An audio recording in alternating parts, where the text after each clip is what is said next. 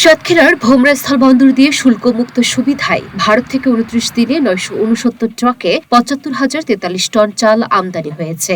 ওয়ালটনের পণ্য কিনে জিতে নিতে পারেন নগদ ২০ লক্ষ টাকা। Double million offer! Walton fridge কিনে পেতে পারেন ২০ লক্ষ টাকা। রয়েছে কোটি কোটি টাকার নিশ্চিত উপহার।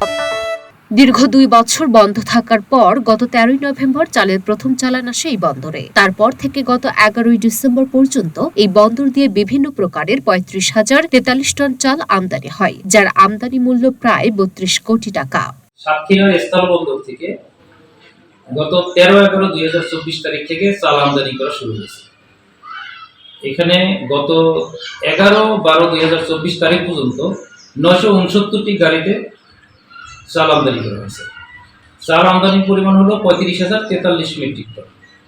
আর গভর্নমেন্ট যেহেতু এই চালের উপর সম্পূর্ণ ডিউটি ফ্রি করে দিয়েছে, যার কারণে এখানে কোনো রাজস্ব আদায় হয়। ভারত থেকে চাল আমদানি শুরুর কারণে শীঘ্রই চালের বাজার কমতির দিকে আসবে বলে আশা প্রকাশ করলেন সাতক্ষীরা জেলার দায়িত্বপ্রাপ্ত কৃষি বিপণন কর্মকর্তা। এটা কুষ্টিয়া, নওগাঁ ওই সমস্ত জায়গায় এদের চাল কেনাটার উপরে অনেক সময় দাম নির্ভর করে, কারণ তারা অতিরিক্ত মাত্রায় মজুত করলে তখন বাজারে একটা সংকট তৈরি হয়। তবে আমরা সবসময় মনিটরিং উপরে আছি, এখানে যাতে ভোক্তা এবং ব্যবসায়ী কেউ যেন মনোপলি ব্যবসা না করতে পারে এবং ভোক্তাদের যাতে সুবিধা হয় সেই জিনিসটা আমরা সবসময় তদারকিতে আছি।